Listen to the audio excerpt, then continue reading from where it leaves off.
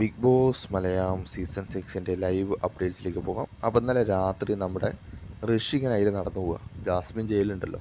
അപ്പോൾ ജാസ്മിൻ ഋഷീനെ വിളിച്ച് പറയാം, ഋഷി ഐ ലവ് യു ടാ, തിരിച്ചൊരു ഐ ലവ് യു പറഞ്ഞിട്ട് പോടാ എന്നൊക്കെ പറയുന്നുണ്ട്. അപ്പോൾ ഋഷി ഇങ്ങനെ അന്തം വിട്ട് നോക്കിക്കുക, ഇവർക്ക് പ്രാന്തായോ എന്താണെന്ന് അറിയാതെ. സംഭവം വേറൊന്നല്ല, നമ്മുടെ ജാസ്മിനെ അലക്കി വെളുപ്പിച്ചുകൊണ്ടിരിക്കുകയാണ്.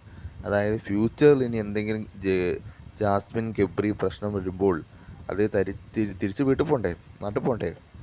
അപ്പോൾ ഇതൊക്കെ പറയാനാണ്. അതായത് ഞാൻ അവിടെ ഗബ്രിയോട് മാത്രമൊന്നുമല്ലല്ലോ പറഞ്ഞ്, ഋഷിയോട് പറഞ്ഞിട്ടില്ലേ, വേറുള്ളവരോടും പറഞ്ഞിട്ടല്ലോ. അതൊരു നോർമലല്ലേ അന്ന് പറയാൻ വേണ്ടി ഇപ്പോഴേ ജാസ്മിൻ ചിന്തിച്ച് ചെയ്തു വെച്ചതാണ് ഇതൊക്കെ.